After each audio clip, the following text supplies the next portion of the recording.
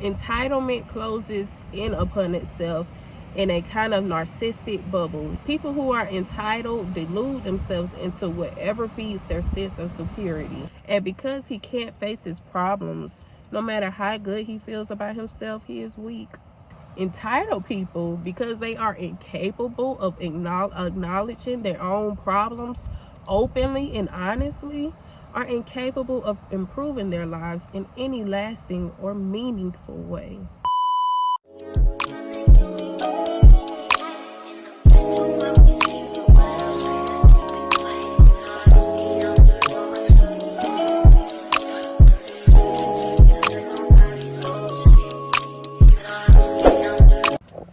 Hi you guys, it's Sunday, and every Sunday I'm reading this book. I made 2 last videos, so if y'all ain't read the last chapter with me, I definitely recommend y'all go read that last chapter before y'all tune into this video, for those of you who may be new here, because this book is good, y'all. Last video I was outside in the grass, like it was a whole little vibe, but it's been raining like crazy out here, so the grass is it's all muddy. I can't sit out there, but I still want to be like outside some way somehow. It's super windy too, so I was like, you know, I'm just about to sit in my car with the door open a little bit. So that's where we at today, y'all. The car is the vibe for today. I'm about to go ahead and get into it. The book we're reading is The Subtle Art of Not Giving a Fuck. I'm excited, y'all. I always learn something every time I read this book. I'm feeling super enlightened, just ready to take on life's battles. Like, I don't know, it's just something about this book. It changes your perspective on life so much. We about to go ahead and jump right into it. I'm not about to talk too much else, but today we are on chapter 3, and the title of chapter 3 is You Are Not Special. And I'm excited to get into this. I'm about to ramble a little bit more, y'all, because a lot of us, we tend to have that, you know, we special mindset. You know, we are taught that we are special, but to a certain extent. But I feel like a lot of us, we feel overly special, and that's where your sense of entitlement get a little through the roof. You know, you start having this why me mentality, you know, oh my gosh, you know, that victim mentality. So I'm really looking forward to see what this chapter got to say, because yeah, but we about to go ahead and get into it, y'all. I once knew a guy, we'll call him Jimmy. Jimmy always had various business ventures going on. On any given day, if you asked him what he was doing, he'll rattle off the name of some firm he was consulted with, or he'd describe a promising medical app he was looking for angel investors to fund. Or he'll talk about some charity event he was supposed to be the keynote speaker for, or how he had an idea for a more efficient type of gas pump that was going to make him billions. The guy was always rolling, always on, and if you gave him an inch of conversational daylight, he'd pulverize you about how...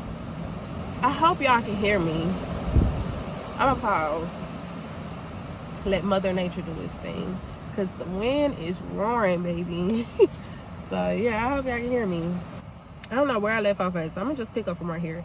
The guy was always rolling, always on, and if you give him an inch of conversational daylight, he pulverized you about how world-spinning his work was, how brilliant his latest ideas were, and he name dropped so much it felt like you were talking to a tabloid reporter. I hope that's the word. Jimmy was all positivity all the time. He was always pushing himself, always working the angle, a real go-getter, whatever the fuck that means.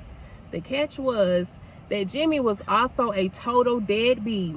All talk, no walk, stoned a majority of the time, and spending as much money in bars and fine restaurants as he did on his business ideas.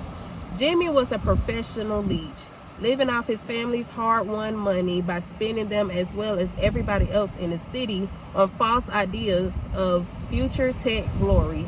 Sure, sometimes he put in a real token effort, or pick up the phone and cold call some bigwig and name drop until he ran out of names, but nothing ever actually happened. None of these ventures ever blossomed into anything, yet the guy kept this up for years, living off girlfriends and more distant relatives well into his late 20s. And the most screwed up part was that Jimmy felt good about it. He had a delusional level of self-confidence. People who laughed at him or hung up on him were, in his mind, missing the opportunity of their lives. People who called him out on his bogus business ideas were too ignorant or inexperienced to understand his genius. People who pointed out his deadbeat lifestyle were jealous. They were haters who envied his success. Jimmy did make some money, although it was usually through the sketchiest of means, like selling another person's. Y'all, like, I had to stop. I literally know somebody just like this. I'ma shut up. Let me keep reading, but I swear I know a dude just like this, like, and be so proud of themselves, but really, let me keep reading. Although it was usually through the sketchiest, well, let me start from the beginning of this paragraph. I won't stop no more, but no promises, y'all, because Jimmy did make some money, although it was usually through the sketchiest of means, like selling another person's business idea as his own, or figuring a loan from someone, or worse, taking someone into giving him the equity in their startup. He also occasionally talked people into paying him to do some public speaking. About what? I can't even imagine. The worst part was that Jimmy believed his own bullshit. His delusion was so bulletproof, it was honestly hard to get mad at him. It was actually kind of amazing. Sometime in the 1960s, developing high self-esteem, having positive thoughts and feelings about oneself became all the rage in psychology. Research found that people who thought highly about themselves genuinely performed better and caused fewer problems. Many researchers and policymakers at the time came to believe that a raising population's self-esteem could lead to some tangible social benefits: lower crime, better academic records, greater employment, lower budget deficits. As a result, beginning in the next decade, the 1970s, self-esteem practices began to be taught to parents, emphasized by therapists, politicians, and teachers, and instituted into educational policy. Grade inflation, for example, was implemented to make low-achieving kids feel better about their lack of achievement. Participation awards and bogus trophies were invented for any number of mundane and expected activities. Kids given inane, like, what is that? INANE, whatever. Kids were given inane homework assignments, like writing down all the reasons why they thought they were special, or 5 things they liked most about themselves. Pastors and ministers told their congregations that they were each uniquely special in God's eyes and were destined to excel and not be average. Business and motivational seminars cropped up chanting the same paradoxical mantra: every single one of us can be exceptional and massively successful. But it's a generation later and the data is in. We're not all exceptional. It turns out that merely feeling good about yourself doesn't really mean anything unless you have a good reason to feel good about yourself. It turns out that adversity and failure are actually useful and even necessary for developing strong-minded and successful adults. It turns out that teaching people to believe they're exceptional and to feel good about themselves no matter what doesn't lead to a population full of Bill Gates and Martin Luther Kings. It leads to a population full of Jimmys. Jimmy, the delusional startup founder. Jimmy, who smoked pot every day and had no real marketable skills other than taking himself up and believing it. Jimmy, the type of guy who yelled at his business partner for being immature and then maxed out the company credit card at Le Bernardian trying to impress some Russian model. Jimmy, who was quickly running out of aunts and uncles who could loan him more money. Yes, that confident, high self-esteem Jimmy. The Jimmy who spent so much time talking about how good he was that he forgot to, actually do something. The problem with the self-esteem movement is that it measured self-esteem by how positively people felt about themselves. But a true and accurate measurement of one's self-worth is how people feel about the negative aspects of themselves. If a person like Jimmy feels absolutely fucking great 99.9% of the time, despite his life falling apart around him, then how can that be a valid metric for a successful and happy life? Jimmy is entitled. That is, He feels as though he deserves good things without actually earning them. He believes he should be able to be rich without actually working for it.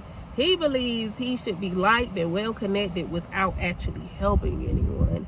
He believes he should have an amazing lifestyle without actually sacrificing anything. People like Jimmy become so fixated on feeling good about themselves that they manage to delude themselves into believing that they are accomplishing great things even when they're not. They believe they're the brilliant presenter on the stage when actually they're making a fool of themselves.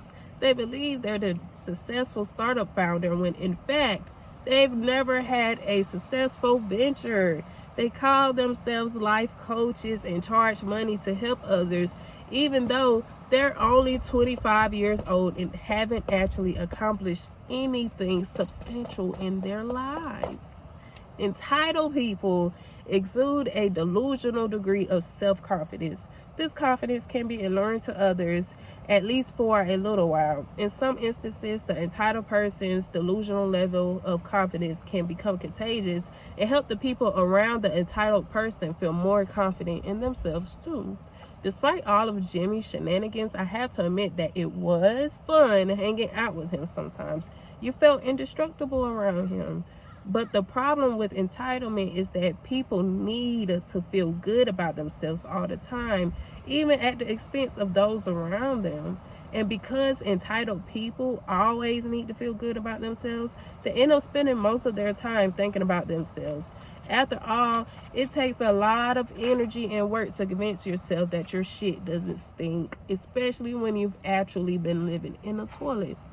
Once people have developed the thought pattern to constantly construe what happens around them as self-aggrandizing, it's extremely hard to break them out of it. Any attempt, I think I should stop. The wind is windy. Let's, like, y'all hear it? Okay, I stopped for a little minute, so I'm about to start back at the beginning of this paragraph. Once people have developed the thought pattern to constantly construe what happens around them as self-aggrandizing, it's extremely hard to break them out of it. Any attempt to reason with them is seen as simply another threat to their superiority by another person who can't handle how smart, talented, good-looking, successful they are. Entitlement closes in upon itself in a kind of narcissistic bubble, distorting anything and everything in such a way to reinforce itself. People who feel entitled view every occurrence in their life as either an affirmation of or a threat to their own greatness. If something good happens to them, it's because of some amazing feat they accomplished. If something bad happens to them, it's because somebody is jealous or trying to bring them down a notch. Entitlement is impervious. I hope that's the word. People who are entitled delude themselves into whatever feeds their sense of superiority. They keep their mental facade. Is it facade? Facade? Facade? You know what I'm talking about? Let's fill it out on the screen right here. Is it facade? Facade? I don't know, but I know this word. They keep their mental facade standing at all costs, even if it sometimes requires being physically or emotionally abusive to those around them. But entitlement is a failed strategy. It's just another high. It's not happiness. The true measurement of self-worth is not how a person feels about their positive experiences, but how she feels about her negative experiences. A person like Jimmy hides from his problems by making up imagined successes for himself at every turn. And because he can't face his problems, no matter how good he feels about himself, he is weak. Let's read that back. A person like Jimmy hides from his problems by making up imagined successes for himself every turn. And because he can't face his problems, no matter how good he feels about himself, he's weak. A coward. That part not in the book, but that's what we call it, a coward. A person who actually has a high self-worth is able to look at the negative parts of his character frankly. Yes, sometimes I'm irresponsible with my money. Yes, sometimes I exaggerate my own successes. Yes, I rely too much on others to support me.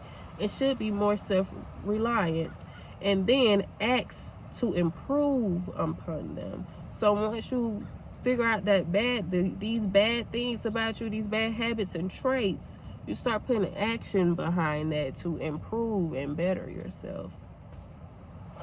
But entitled people, because they are incapable of acknowledging their own problems openly and honestly, are incapable of improving their lives in any lasting or meaningful way. They are left chasing high after high and accumulate greater and greater levels of denial. Do you know how delusional you have to be to do that? But eventually reality hits, and the underlying problems will once again make themselves clear. It's just a question of when and how painful it will be. That was a mouthful, especially if you're somebody, you know, who's like Jimmy that is talking about. Don't feel bad about it. I feel like at some point we've all been Jimmy, you know. I feel like I was Jimmy at one point, because at one point you couldn't tell me nothing. I'm kind of still like that, you feel me? Like, but the point is, don't be stuck in your ways. Don't reach, you know, 60s. You know, don't get of age in life and all your life you just been the same way, stuck in your ways. You know, that's that entitlement. You feel like you so perfect. You know, there's nothing wrong with you. There's something wrong with all of us, okay? It is. So I really like this chapter. I feel like I want to keep reading, but the whole point, I don't want to make these videos too long, because the next part in this book is like 4 or 5 pages. So if y'all want to hear what's next, definitely subscribe to my channel. First of all, subscribe to my channel, thumbs up this video so I know that you're tuning in, and also so you can keep track of yourself too, because like I said, every Sunday I'm reading this book, but I am about to go ahead and read the next part, so that's going to be a whole nother video. So if you want to go ahead and tune in now, go ahead and tune in and go watch my next video. Well, if it's up, but if not, just know the next video will be posted at least between 1 to 2 days after this one. So I'm about to go ahead and read this one. But thank y'all for listening and tuning in. I hope y'all learned something from this chapter. I feel like the last chapter was a little more, you know, deep. This is only the beginning of the chapter, so, you know, we warm it up, you feel me? But y'all, this man, he goes in. He reads you down, okay? So definitely, like, just keep listening, y'all. Keep tuning in, and I'll talk to y'all in my next video.